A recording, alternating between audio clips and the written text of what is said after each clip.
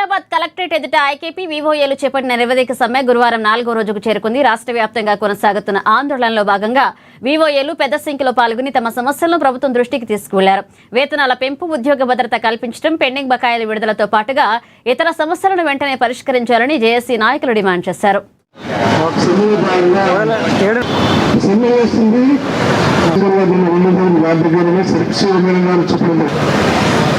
ఇంటి ఉంది కానీ ఇంటికి ఇంటికి మేము 50 ఊళ్ళో మంది చేస్తుంది చేస్తుంది పెద్ద మొత్తంలో చేస్తుంది కానీ ఇంటికి మాత్రం తక్కువ మంది ఉంటారు.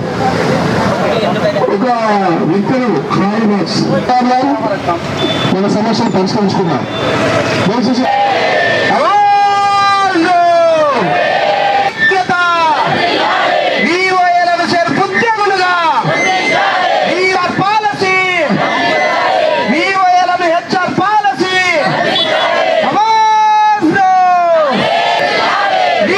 ఐకేపీ వివోఏల జేఏసీ జాయింట్ యాక్షన్ కమిటీ తరఫున ఈరోజు మాది సమ్మె 4వ రోజుకు చేరింది.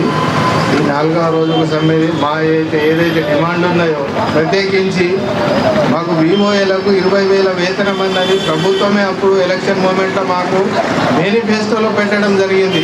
కానీ ఇప్పటి వరకు దాని మీద ఎటువంటి మాటలు మాత్రం చెప్పడం లేదు. అప్పుడు మా శాఖ మంత్రివర్యులు కూడా సీతక్క గారు ప్రతిపక్షంలో ఉన్నప్పుడు అప్పుడు గొప్పలుగా చెప్పి మీ వివోఏల కష్టాలు నాకు తెలుసు, మీకేం చేయాలనో మా వచ్చే ప్రభుత్వంలో 20,000 వేతనం మేము ఇస్తామని ఆమెకు సంబంధించిన వీడియోలు కూడా మా దగ్గర ఉన్నాయి, అవి కూడా చూపిస్తూ ఉన్నాము.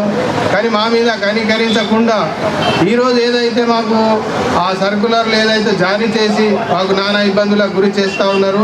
కానీ ఎటువంటి దానికి భయపడేది లేదు. మీరు ఎంత భయపెట్టించినా మేము భయపడడానికి ఇక్కడ ఎవరు సిద్ధంగా లేరు.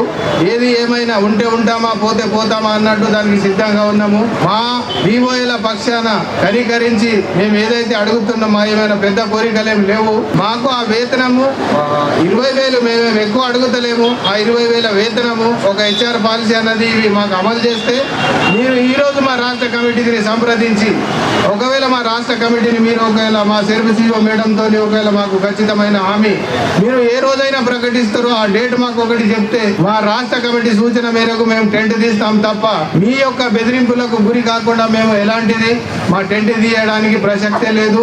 ఎన్ని రోజులైనా ఇక్కడనే కూర్చుంటాము, మా కోరికలన్నీ సాధించే వరకు పోరాడతాం.